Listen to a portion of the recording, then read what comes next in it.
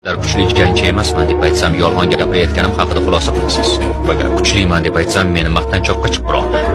Bir gapni aytaman, raqiblarimning hech biridan qo'rqmayman. Ular meni tashvishga solmaydi. Ko'chada o'zini soyasidan qo'rqadigan bolalar internetda Vorzakon bo'lib ketdi.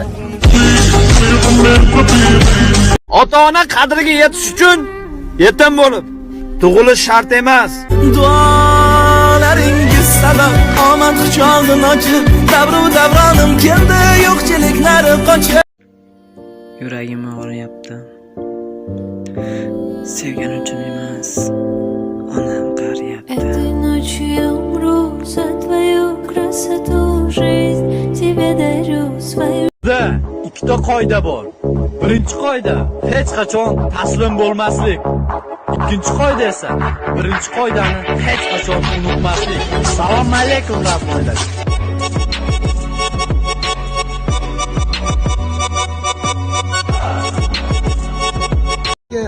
O'zing tik turib borib turmasang, bir kuni seni u yerga yotqizib olib borishadi.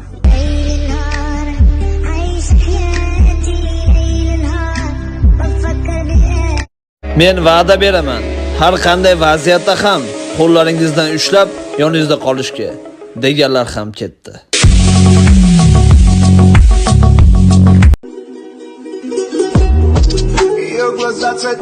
Men Allohdan qo'rqaman deysan, lekin aro bor joyda qo'rqmasdan o'tirasan. Nima o'zgaradi? Juma kuni tabriklaysan, lekin juma namoziga chiqmaysan. Nima o'zgaradi? O'zingcha mashinada bosib kelasan, yo'lingdan radar chiqib qoldi, yo'qlaysan.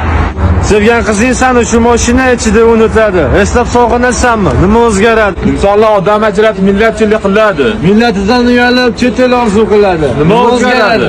Menga yana negativ kommentlar keladi. Negativ inson o'zi aqllilik qiladi. Bular zato kech payt bolasi tengilar bilan PUBG o'ynab o'tiradi. Yigiti bor har bir qizni folbinlikdan ham xabari bo'lar ekan. Yomon fol ochorasizlar, a? Men bilaman-da.